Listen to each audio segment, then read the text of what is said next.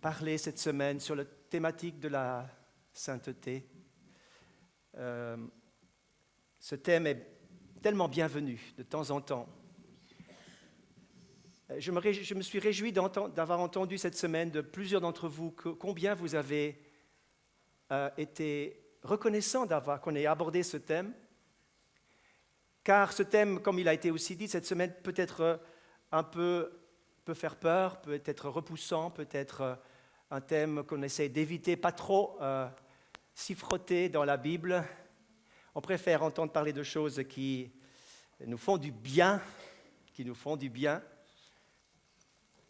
Mais, mes amis, j'aimerais encore ce matin résumer et réenfoncer les vérités bibliques qui vont mettre les choses d'aplomb, qui vont vous montrer que vraiment ce thème et ces réalités, ces vérités ont tout à fait leur place dans le cœur de chacun d'entre nous.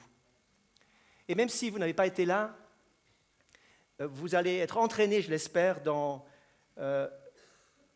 cette petite étude de ce matin où nous allons nous centrer sur certains textes bibliques importants afin qu'ils soient bien compris, car la sainteté, c'est un message fondamentalement positif. Fondamentalement positif. Et vous savez, lorsque le Saint-Esprit éclaire ces notions, c'est tellement différent que si on lit des textes que Dieu est saint, que nous sommes appelés à la sanctification et tout. Mais lorsque le Saint-Esprit vraiment les éclaire, c'est tout différent. C'est tout différent. Il faut que le Saint-Esprit, ce matin, éclaire la parole pour qu'elle soit puissance et vie et qu'elle puisse réellement nous booster dans notre marche chrétienne. Et nous avons lu à plusieurs reprises le psaume 51, qui est vraiment ce texte qui nous montre que David, alors qu'il a été convaincu de péché, n'a pas seulement demandé le pardon des péchés, mais il a demandé la purification de son cœur. Il a dit, Seigneur, crée en moi un cœur pur. Il a été plus loin que la demande de pardon. Il a dit, Seigneur, crée en moi un cœur pur, parce que le mot créer, je l'ai encore regardé ce matin, c'est le mot qui est utilisé lorsque Dieu crée à partir de rien, bara, en hébreu qui veut dire, au commencement Dieu créa, à partir de rien il a créé. Crée en moi un cœur pur parce que je ne peux pas le produire moi-même.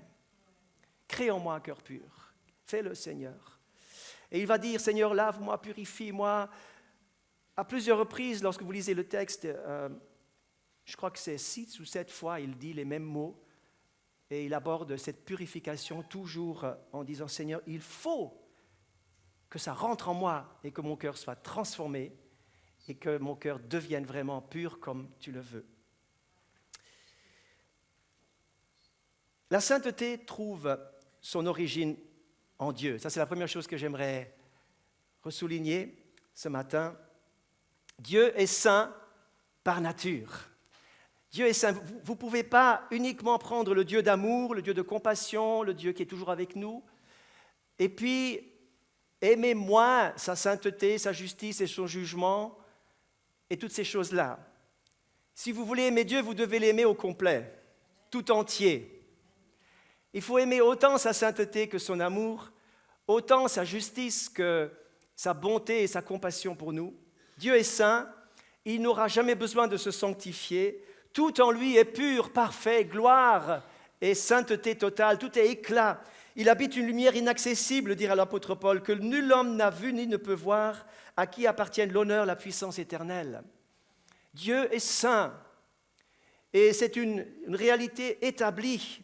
Personne ne pourra rien y changer. Elle est tout simplement indescriptible, cette sainteté. Elle suscite une louange permanente dans le ciel au point que les êtres célestes crient « Saint, Saint, Saint » à l'Éternel.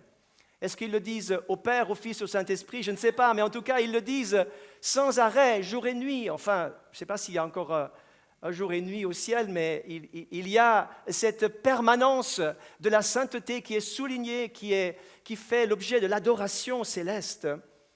Et nous, sur terre, nous serions complètement étrangers à cela. Ce n'est pas possible. Si ça ne nous parle jamais, la sainteté, comment voulez-vous vous y retrouver dans le ciel? Vous serez comme un étranger au ciel, dit, il se passe quoi ici? Je n'ai jamais entendu parler de ça. Nous devons aimer ces choses ici-bas, bien sûr, Et la sainteté revient donc sans cesse dans les Écritures, nous le savons. Chantez à l'Éternel, célébrez par vos louanges sa sainteté. Son nom est saint, bien sûr, son nom est saint. Il habite les lieux élevés dans la sainteté. Jésus va dire que ton nom soit sanctifié. Hein. Il est saint, mais nous devons le reconnaître comme saint. Et lorsque le Dieu saint se révèle sur la terre, sa sainteté reste intacte. Dieu n'enlève rien à sa sainteté lorsqu'il commence à se révéler sur la terre. Et c'est quand même intéressant de voir cela, que le Seigneur parle beaucoup de sa sainteté. Lorsqu'il se révèle à Israël dans le désert, dans la construction du tabernacle, eh bien, la notion de la sainteté revient constamment. Vous avez des dizaines et dizaines de passages sur la sainteté qui sont dans le Lévitique et dans tout l'Ancien Testament. Et Dieu a une attente que son peuple dise oui et amen à cette sainteté et à cette exigence de la sainteté. Et le Dieu du Nouveau Testament n'est pas différent du Dieu de l'Ancien Testament. C'est le même Dieu. Le Dieu du Nouveau Testament, c'est aussi le Dieu saint qui se révèle dans l'Ancien Testament. La grâce n'annule jamais les exigences de la loi. La sainteté n'est pas une option. Et le verset suivant, tu peux le mettre, et celui-ci, puisque celui qui nous a appelés est saint, vous aussi soyez saints, ou comme on l'a dit, devenez saints dans toute votre conduite, selon qu'il est écrit, vous serez saints, car je suis saint. La sainteté, nous l'avons dit aussi, veut dire quoi exactement? Premièrement, la pureté. Saint égale pur. Et ensuite, sainteté, c'est la séparation. Être séparé, mis à part et consacré. Nous reparlerons courtement de ces choses. Le premier constat, Dieu est saint et il se révèle dans sa sainteté sur terre. Nous ne pouvons pas nous rendre saints par nous-mêmes. David l'avait déjà réalisé dans le psaume 51. Seul Dieu peut le faire. Seul Dieu peut le faire. La maison où Dieu rentre, le cœur où Dieu rentre, le corps qui devient le temple du Saint-Esprit doit auparavant, préalablement, être purifié par le sang de Jésus. L'œuvre de la croix fait de chacun de nous, au travers du pardon des péchés et de la purification, au travers de la justice de Jésus qui nous est donnée gratuitement, l'œuvre de la croix fait de chacun de nous un saint. Est-ce que nous arrivons à intégrer cette réalité-là? Un petit garçon avec sa maman se promenait dans une grande cathédrale et elle demandait à sa maman, mais c'est qui tous ces gens que je vois dans les vitraux tout autour de cette cathédrale? Alors la maman répond, ce sont les saints. Alors le petit garçon, du haut de ses 7 ou 8 ans, répond une parole incroyable. Et il dit, ah, je comprends, c'est les gens au travers desquels la lumière brille. C'est des gens qui laissent passer la lumière. Il a dit une grande vérité. Les saints, c'est des gens au travers desquels la lumière de Dieu peut briller. Comme ces vitraux dans cette cathédrale. Des gens purifiés. Le Saint-Esprit ne peut habiter un cœur qui n'est pas purifié par le sang de Jésus. Le sang de Jésus doit préalablement faire son effet et nous purifier de toute souillure, de toute imperfection. Et par la foi, nous saisissons le salut en Jésus et nous recevons le pardon, car tout péché confessé est un péché pardonné. Si nous confessons nos péchés, il est fidèle et juste pour nous pardonner et nous purifier de toute iniquité. Et nous recevons donc ce statut de sainteté. Nous recevons cet état de sainteté et Dieu peut, la lumière de Dieu, la présence de Dieu, la sainteté de Dieu est déjà présente. À différents stades, bien sûr. Il y a des saints qui ont une puissance de lumière au travers d'eux, puis il y a d'autres qui ont peu de lumière, mais il y a quelque chose de divin en toi. Il y a Dieu en toi, par le Saint-Esprit, qui agit et qui fait briller sa lumière, pour que, comme on va voir, il se passe un rayonnement vers l'extérieur. C'est un cadeau, la sainteté est un don, et ne méprisez pas, frères et sœurs, ce don. Vous êtes des saints si vous êtes purifiés par le sang de Jésus. L'apôtre Paul va le dire constamment, en s'adressant aux chrétiens dans ses lettres, à droite à gauche, il va les appeler les saints. Les chrétiens sont des saints. La sainteté, donc, c'est cette nature. Et en même temps, nous devons grandir dans la sanctification. Premièrement, c'est un état, et ensuite c'est un chemin, c'est un processus. Deuxième constat, il faut grandir dans la sainteté. Tout ce que Dieu nous donne, il faut grandir dedans. Il faut l'utiliser. Rien ne nous est donné pour qu'on le laisse traîner dans notre vie. Tout ce que Dieu donne, travaille avec. Je pensais que quelques-uns allaient dire, ouais, ça c'est juste. Amen. Tout ce que Dieu nous donne, le salut, grandit dans le salut. Le pardon, découvre le pardon.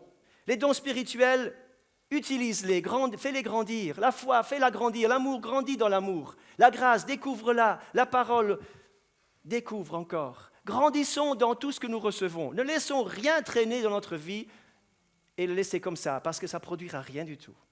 Il faut grandir dans les choses que nous avons reçues, les découvrir et les développer. Le naturel de la vie, c'est comme ça. Dans un enfant qui vient au monde, tout y est, mais tout est en développement, tout est en croissance, tout est en devenir. Pour la nouvelle vie en Christ, c'est la même chose. Nous devons utiliser tout ce que Dieu nous donne. Deuxième constat, tu peux passer au deuxième constat, il faut grandir dans la sainteté.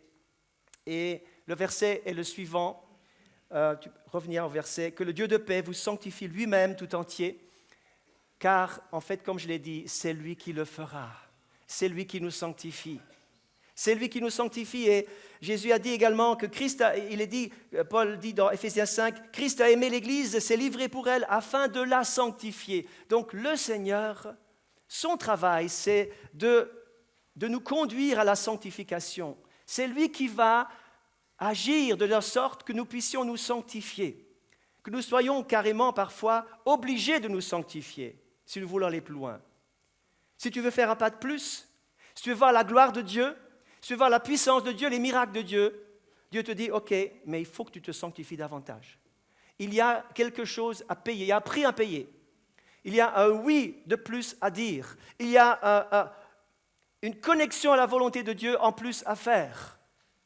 Si vous restez comme ça, vous pouvez croire que tout ça, ça fonctionne, mais ça fonctionnera à un niveau minimal dans votre vie. Si vous voulez plus, vous devez plus vous sanctifier. Ça, c'est une réalité. Nous devons grandir donc dans la sanctification. Par exemple, Jésus va dire, sanctifie-les par ta vérité. Ta parole est la vérité. Comment voulez-vous être sanctifiés par la vérité si vous lisez votre Bible une fois tous les 15 jours? Si vous n'êtes pas beaucoup plongé dans la parole de Dieu? Si nous voulons que la vérité nous sanctifie, nous devons être en contact avec cette parole. Si nous aimons la sanctification, si nous recherchons ces choses, comme il est aussi dit, chercher la sanctification, nous devons être en contact avec cette Bible, frères et sœurs. Je ne cesserai de vous le dire, et je me le dis bien sûr à moi-même aussi. Oui. L'Église doit exhorter ses pasteurs, c'est juste, c'est normal et c'est un aller-retour. Hein? Je vous mets au défi, vous mettez au défi, c'est ça la vie chrétienne. Comment Dieu nous sanctifie-t-il? Premièrement, la sanctification ou la sainteté crée une attraction. Tout à l'heure, je disais que ce garçon avait vu cette lumière briller au travers de ces vitraux et qui éclairait de toutes ces couleurs ces images, ces vitraux. La sainteté de Dieu va briller au travers de nous d'une manière ou d'une autre. Et vous en faites l'expérience, je suis sûr, de temps en temps, que les gens sont quelque part interpellés et attirés par quelque chose qu'il y a en vous qui est spécial et qui ne disent pas « Ah oui, ça c'est un saint, je vais m'approcher un peu plus de lui pour le connaître ». Ils ne vont pas dire comme ça, mais ils vont se poser des questions. Je ne peux oublier, et Jenny s'en souviendra certainement, il y a bien des années en arrière, nous chantions à Noël, vous savez qu'on doit toujours chanter quelques cantiques dans les hômes, depuis longtemps on fait ça. Mais je me souviendrai très bien de ce moment où dans un certain home, sur les hauteurs de Vevey, nous étions arrivés dans la cafétéria du home. Et là, il y avait du monde, des résidents et des parents des familles, à la veille de Noël. Nous étions 4-5 personnes et Nous commencions avec notre chant de Noël, comme souvent nous le faisons. Et voilà qu'un monsieur vient vers nous. L'aspect de ce monsieur, d'un certain âge déjà, mais il était en visiteur pour sa mère, je crois. Son aspect montrait vraiment que cet homme avait vécu beaucoup de choses. Son visage trahissait un tas de choses. Il avait des marques sur lui. Je pense que je ne vais pas vous détailler, mais je pense qu'on pouvait d'une manière évidente voir déjà 2-3 problèmes existants dans sa vie.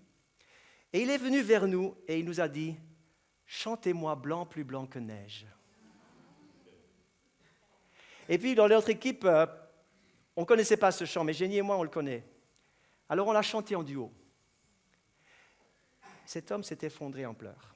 Cet homme a pleuré parce que ça lui rappelait, il y avait peut-être 30 ans en arrière, où l'armée du salut passait dans les cafés. Et il était attablé dans un de ces cafés avec son verre de rouge. Et il était un pilier de café et l'armée du salut rentrait. Et eux chantaient ce cantique partout. Blanc plus blanc que neige. Blanc plus blanc que neige. Et ce souvenir a créé en lui cette nostalgie de pureté. Il voyait bien, il n'avait pas besoin de conviction. Sa vie était vraiment, probablement en miettes et en lambeaux et en très mauvais état. Mais il avait une nostalgie de pureté. Frères et sœurs, comment voulez-vous que le monde ait une nostalgie du ciel, une nostalgie de cette pureté que Dieu a intégrée dans chaque être humain, mes amis? Vous pouvez aller où vous voulez, partout, l'être humain a une nostalgie, une soif de pureté, de sainteté, de beauté totale, n'est-ce pas vrai? Ça existe parce que Dieu l'a intégré en nous. Mais Dieu utilise les chrétiens, ceux au travers desquels la lumière de Dieu peut briller, pour amener cette nostalgie, la réveiller, pour attirer quelqu'un dans le royaume de Dieu. Je ne sais pas ce que cet homme est devenu, nous avons perdu contact, mais ce jour-là, il a été touché, ça c'est sûr. Ce jour-là, peut-être, tous ses souvenirs sont revenus et le Saint-Esprit a fait son travail. Il a été interpellé, il a été attiré par quelque chose de divin qui était dans des chrétiens. Lorsque vous allumez une lumière dans la nuit, lorsque vous êtes dehors, lorsque la lumière s'allume, et tous les papillons de nuit vont venir dans cette lumière, ils seront attirés par cette lumière. Mais en même temps, la sainteté produit aussi l'inverse. Elle peut attirer puis elle peut repousser. Elle peut faire venir ou elle peut éloigner. Lorsque vous soulevez une pierre et que la lumière du jour arrive, vous verrez toutes sortes de scarabées, toutes sortes de petits organismes à 4 pattes ou 8 pattes ou 6 pattes, je ne sais pas, mais s'enfuir dans la nuit. Ce sont des animaux de nuit et ils n'aiment pas la lumière, donc ils s'enfuient. Et il y a des gens qui ont une attraction vers la lumière, puis d'autres, ils n'aiment pas du tout ça. Parce que les ténèbres sont trop fortes dans leur vie, les ténèbres sont trop leur royaume normal, au point qu'ils ne supportent pas cette lumière. Frères et sœurs, le monde a besoin de voir dans des chrétiens la lumière de Dieu qui exerce une attraction. Et ensuite, cette attraction va convaincre. Deuxième point, la sainteté crée une attraction, mais elle produit aussi une conviction. Lorsque Dieu se révèle, et j'ai été étonné de voir, lorsque Dieu se révèle à Moïse au buisson ardent, Moïse est conscient qu'il ne peut pas aller plus loin. Dieu lui dit « Enlève tes chaussures, tu es un lieu saint, c'est un lieu saint ici. » Lorsqu'Ésaïe est dans le temple, Dieu lui révèle sa sainteté. Lorsque le sacrificateur Josué, dans Zacharie, est devant Dieu, il est avec des vêtements sales, le Seigneur va enlever ça pour lui donner des vêtements nouveaux. La sainteté est de nouveau à l'ordre du jour. Lorsque Pierre se trouve devant Jésus et devant la multiplication des poissons, lorsque le miracle de la pêche miraculeuse a lieu, Jésus ne lui prêche pas la sainteté, ne lui prêche pas non plus la repentance, mais la sainteté et la gloire et la bonté de Dieu donnent une conviction et Pierre va dire « Éloigne-toi, je suis un homme pécheur ». La sainteté, la gloire, et la présence et la puissance de Dieu créent en nous une conviction que nous sommes impurs et que Dieu est saint.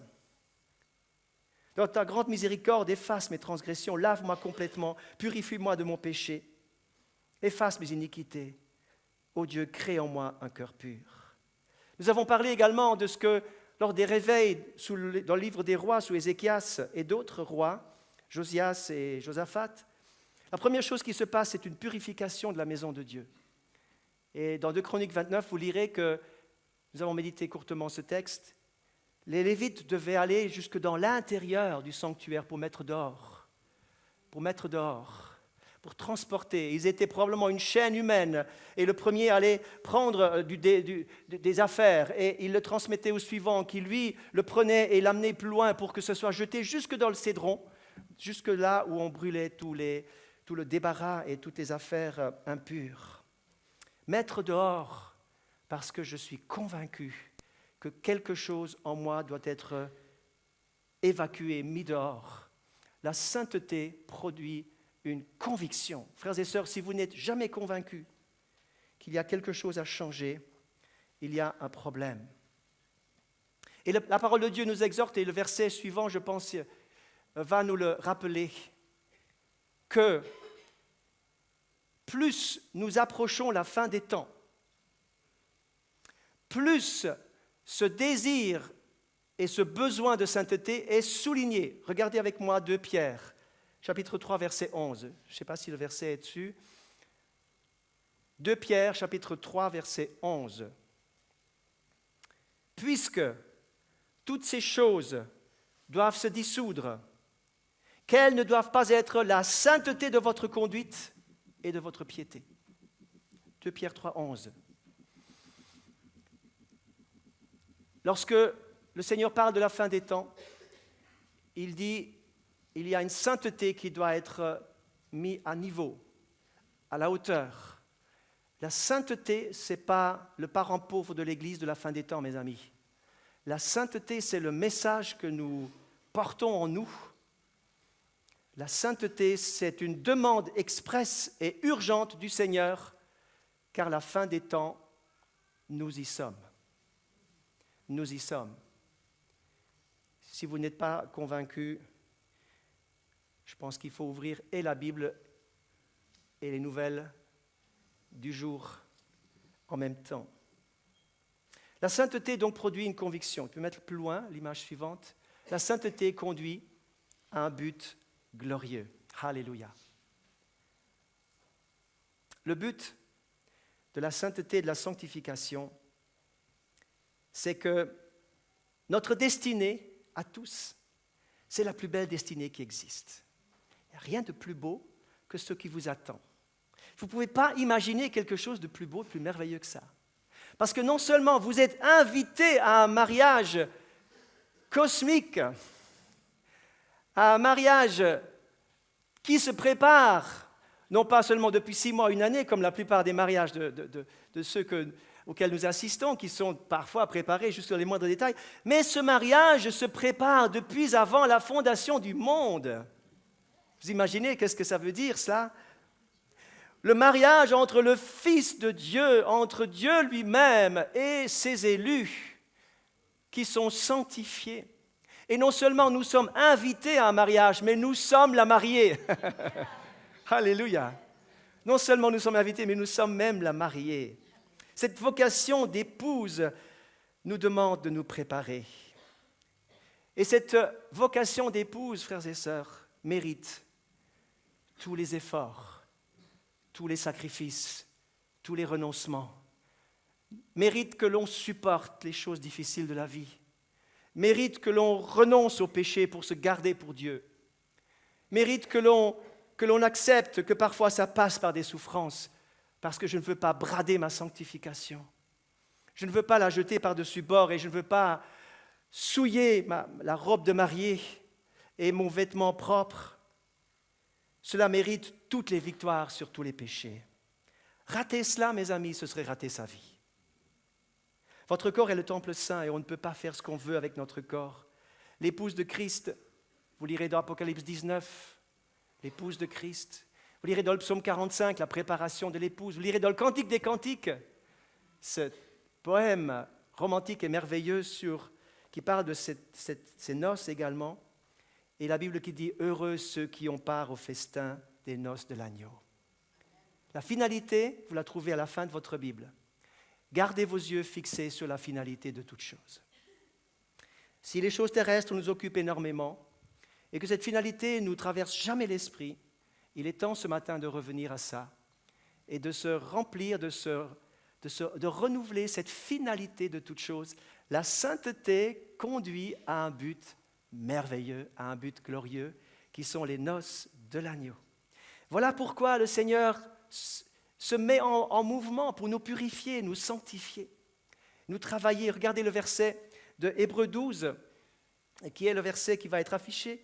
Puisque nous avons eu un Père de notre chair qui nous corrigeait et nous respectait, et que nous le respections, ne devons-nous pas à plus forte raison nous soumettre au Père des esprits pour que nous vivions? Celui-là, en effet, nous corrigeait pour peu de temps, comme il lui semblait bon, mais celui-ci, donc Dieu le Père, nous corrige pour notre véritable intérêt, afin que nous ayons part à sa sainteté. Toute correction, bien sûr, semble au premier abord un sujet non pas un sujet de joie, mais un sujet de tristesse. Plus tard, toutefois, elle procure à ceux qu'elle a formés un fruit de justice. Et maintenant, il est dit, dans la suite du texte, « Redressez vos mains qui retombent, et vos genoux qui flageolent. Préparez vos pieds d'à marcher sur des pistes droites, afin que ce qui est boiteux ne se torde pas davantage, mais plutôt guérisse. » Nous sommes invités à progresser, à marcher, à nous ressaisir, à relever notre tête, parce que nous avons un but glorieux. Et Dieu nous éduque, Dieu nous façonne, justement dans ce but-là. Il est comme le feu du fondeur. Et il y a plein d'images dans la Bible qui vont dans le même sens. Vous savez que, c'est marqué dans Malachie, vous avez d'ailleurs on a un chant aussi, feu du fondeur, ça vient de ce texte. Dans la métallurgie, je l'ai déjà raconté plusieurs fois, eh bien le métal doit être amené à fusion, ça doit chauffer à fond. Et quand ça chauffe à fond, les impuretés se détachent. Si vous ne chauffez pas jusqu'à la fusion, vous ne pouvez pas gratter à la surface du métal pour enlever les impuretés, parce qu'elles sont dans le métal même, elles sont en profondeur, elles sont imbriquées dedans. Seule une fusion totale détache l'impureté, la fait monter à la surface, et il suffit de racler un peu afin que vous ayez le métal pur en bas, qui est plus lourd. C'est ça, le Seigneur dit, je suis assis devant mon four et je fais chauffer tout ça. Et des fois, ça chauffe, hein? Ça chauffe dans la vie. Mais nous devons savoir que le Seigneur contrôle la température, il contrôle toutes choses, il ne permet pas que nous soyons éprouvés au-delà de nos forces. Mais dans tout ça, il désire que les profondeurs, les impuretés imbriquées en profondeur en nous, il sait très bien que ça ne partira pas autrement. Il faut que ça chauffe. Il faut que nous passions parfois par des vallées étroites et par des épreuves difficiles pour que certaines choses puissent être évacuées. Frères et sœurs, je ne sais pas si ça vous parle tout ça, mais le Seigneur a un but, il a quelque chose pour nous. Et il désire que notre cœur soit vraiment purifié jusque dans les profondeurs. Et que ce qui ne part pas jusqu'à présent, vous luttez avec des choses qui ne partent pas, qui ne s'enlèvent pas. Vous dites, Seigneur, toi seul tu peux le faire. Et le Seigneur dit, rassure-toi, je vais le faire. Je vais te sanctifier. Je vais moi-même te sanctifier. Et lorsque nous passons par des épreuves où on ne comprend plus rien, où on est parfois déstabilisé, eh bien le Seigneur travaille en profondeur lorsque nous sommes soumis à sa volonté, sans nous révolter. Et je sens dans mon cœur que certaines personnes sont bloquées dans une épreuve par révolte, un peu sournoises. Ils ne sont pas ouvertement en train de cogner contre le ciel, mais ils sont quand même au fond de révoltés de ce qu'ils doivent passer par ce genre d'épreuve. Et mes amis, si vous persistez dans ça, la sanctification ne fait pas son travail. Mais la révolte va vous manger. Elle va vous manger de l'intérieur. Elle va vous empêcher que le travail de Dieu réussisse. S'il vous plaît, écoutez le Saint-Esprit ce matin. Abandonnez cette révolte. Confessez-la et dites, Seigneur, au secours. Enlève ça de ma vie. Je me repens de ces élans de révolte que j'ai parce que je ne comprends pas de ce que certaines choses se passent comme ceci ou comme cela. Et je pense, juste axer sur un dernier point. Après, je termine. La sainteté, c'est la marque du chrétien et elle inspire la consécration pour le service. Si le ciel porte la marque de sainteté, si le ciel est glorieux et merveilleux, et rien d'impur n'y s'y trouve, alors, nous avons déjà dit, les chrétiens, le personnel au sol du Seigneur, le personnel au sol du Seigneur doit aussi porter cette marque dans son cœur. Et on utilise parfois l'expression, il n'est pas en odeur de sainteté, celui-là. Et la sainteté a une odeur. Elle a une odeur, et c'est l'odeur de Christ en nous. Et ça me fait penser à une petite histoire où à Londres, au XIXe siècle, lorsque la révolution industrielle battait son plein, deux amis parcouraient les quartiers pauvres de Londres où il y avait toutes ces usines de tout genre, et ils étaient donc, eux, d'un quartier aisé. En se promenant, ils croisaient deux jeunes filles qui étaient vraiment habillées comme des ouvrières, comme des gens relativement modestes et pauvres. Par contre, ils se sont retournés tous deux sur ces jeunes filles, ils disent « mais c'est impressionnant le parfum qu'elles ont pu acheter parce qu'elles sentent un parfum exquis et merveilleux qui coûte très cher. Comment tu expliques ça ?» Et l'autre ami lui répond « mais c'est simple à comprendre, elles travaillent dans l'usine de parfumerie. C'est pour ça qu'elles sont imbibées dans leurs vêtements par ce parfum qui est produit dans cette usine. » Quelle marque de parfum est-ce que nous portons sur nous ? Quelle marque de parfum ? Je sais que vous dites Chanel et je ne sais pas quoi, mais c'est pas ça. Parce que saint veut dire entièrement consacré, sans mélange et mis à part. Et c'est sur ce point-là que j'aimerais peut-être terminer ce matin. Nous sommes, par notre vocation de sainteté, mis à part. Tout comme les premiers-nés d'Israël étaient mis à part et consacrés, tout comme les sacrificateurs étaient mis à part. Nous sommes les sacrificateurs du Nouveau Testament, nous sommes mis à part. Mes amis, si tu es chrétien, tu es mis à part. Si tu es chrétien, tu ne peux pas dire « je suis chrétien, mais je suis… » Non, vous êtes chrétien, vous êtes saint, donc vous êtes mis à part par définition. Ça fait partie du salut, bien sûr. Et Jésus va dire « vous êtes dans le monde, mais pas du monde ». Et j'explique en 2 mots de quoi il s'agit. Nous devons être dans le monde pleinement. Vous devez être en contact avec le monde. Et comme je l'ai dit, il faut que le monde soit touché par des chrétiens qui les aiment, qui les écoutent, qui prient pour eux, qui rendent des services, qui a compassion, qui transmet la lumière, le parfum de Christ. Nous devons être en contact. Mais nous ne devons pas être en contact avec la mentalité, la pensée et le système du monde, qui est un système anti-Dieu et anti-Christ. Nous devons être dans le monde, mais séparés intérieurement. C'est ça qui est très important. Et j'aimerais préciser également, n'ayez pas peur du monde. N'ayez pas peur du monde. Ce n'est pas en s'éloignant de tout, parce qu'on a peur de ci, peur de ça. Non. Parce que lorsque Jésus était dans le monde, il touchait les lépreux, il touchait les malades, il était avec les gens de mauvaise vie. Et l'impureté de ces gens ne l'a jamais touché. Au contraire, c'est sa pureté qui les touchait, les gens. Le lépreux était purifié parce que la pureté de Jésus passait en lui. Et votre pureté va avoir de l'impact. Celui qui est en vous est plus grand que celui qui est dans le monde. Oui. De cette manière, nous sommes dans le monde. Mais ne nous prenons pas pour trop. J'ai vu plusieurs vouloir être dans le monde et être forts pour témoigner. Ils sont partis seuls rechercher leurs amis dans les bars, dans les cafés et dans les coins obscurs. Et finalement, ils sont retombés dans les coins obscurs. Ils se sont fait avoir parce que nous ne devons pas sous-estimer la puissance du monde et du prince de ce monde. Partons 2 à 2 pour que l'un protège l'autre. Protégeons-nous, soumettons-nous les uns aux autres. Ne croyons pas indépendants et tout suffisants pour pouvoir faire tout ça. Vous allez être coincés et l'ennemi aura un avantage sur vous. Faisons attention. Mais nous ne sommes pas du monde. N'aimez pas le monde, ni les choses qui sont dans le monde. Si quelqu'un aime le monde, l'amour du Père n'est pas en lui. Et Jacques va encore ajouter une couche et il va dire adultère que vous êtes. Celui qui aime le monde est ennemi de Dieu, carrément. Et je sens aussi ceci dans l'esprit. Certains étaient tellement bien quand ils étaient séparés du monde. Et ils avaient un impact sur le monde. Mais avec le temps, un certain mélange est arrivé quand même. Un certain mélange est arrivé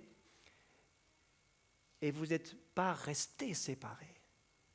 Vous étiez séparés pleinement de cœur et d'esprit. tout en étant dans le monde, mais vous n'aviez pas pris plaisir aux choses du monde. Au contraire, vous étiez un peu comme Lot, qui habitait à Sodome. Mais la Bible dit quand même qu'il était profondément affligé dans son cœur de devoir habiter là. Bien sûr, il y était par sa propre faute, mais il vivait un tourment. Si vous ne vivez plus de tourment en étant pleinement dans le monde et à l'aise dans le monde, c'est qu'il y a un problème. Je vais vous lire une phrase que j'ai notée. Je crois que je l'ai mis aussi là. Physiquement présent dans le monde, mais intérieurement séparé de la mentalité de l'emprise du système de la pensée du monde. Et le texte suivant. Le Seigneur te permet beaucoup de liberté. Tout m'est permis, dira l'apôtre Paul. Mais le Saint-Esprit en toi ne te permet pas de jouir tranquillement du péché sans être dérangé.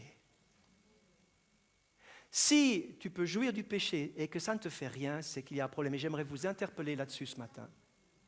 Si vous êtes dans le monde et que vous vivez tranquillement les choses du monde avec votre cœur et que vous avez part à la mentalité anti-Christ, anti-Dieu, anti-Bible, anti-vertu chrétienne, anti-pureté, si vous avez ces choses-là et que vous êtes avec, que vous rigolez des mêmes choses et que vous regardez, etc., vous êtes vraiment avec, sans être dérangé, ce matin, Dieu vous interpelle vraiment et vous dit, tu es en danger, mon frère, ma sœur, tu es en danger.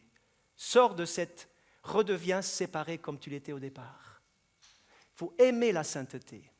Si nous sommes trop à l'aise dans certains milieux où on se moque de tout et de n'importe quoi, et on bafoue, on piétine, les choses sacrées sont jetées dans la boue et on participe à ça, on ne peut pas. Le Saint-Esprit nous interpelle à ne pas vivre la grâce de Dieu en vain. Ne jetons pas un discrédit sur la grâce. Il y a des gens qui disent, oui, mais je peux pécher, mais après je peux demander pardon, et Dieu me pardonnera.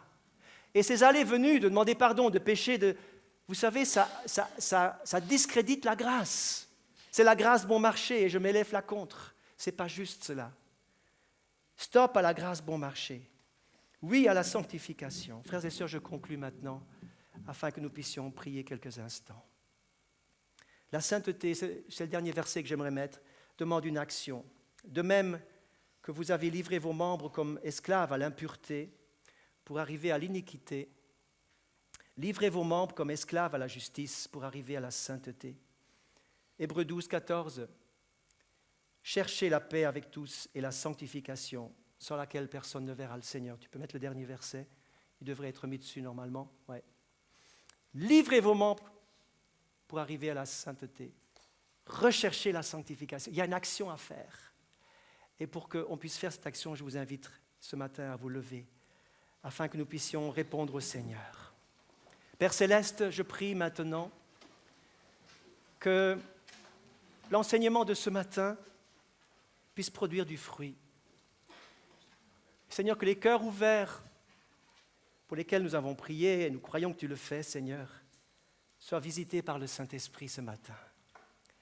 Seigneur, je te prie que la sainteté et la sanctification soient un message qui soit accueilli au fond des cœurs. Au fond des cœurs, Seigneur, que nous puissions dire oui à cela. Seigneur, tu n'as jamais dit que c'était facile de rechercher la sanctification et de livrer notre être tout entier pour rester dans la sainteté. Tu n'as jamais dit que c'était facile de rester séparé dans le monde.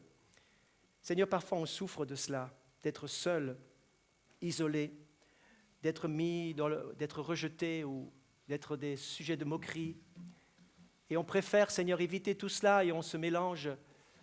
Seigneur, je te prie que tu nous donnes beaucoup de sagesse afin de savoir comment nous situer.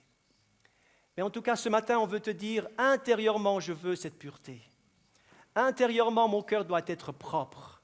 Intérieurement, je ne veux pas aimer le monde, car ça voudrait dire que je suis ennemi de Dieu.